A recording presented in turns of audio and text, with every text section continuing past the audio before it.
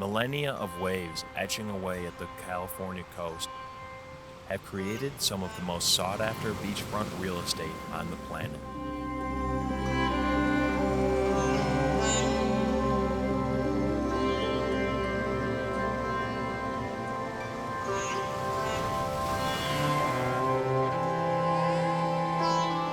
Henry Miller wrote, "Big Sur is the California that men dreamed of years ago.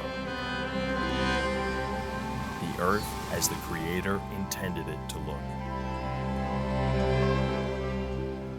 The name Big Sur was given to the area by Spanish explorers in the late 1700s, referring to the vast unexplored coastal region south of Monterey.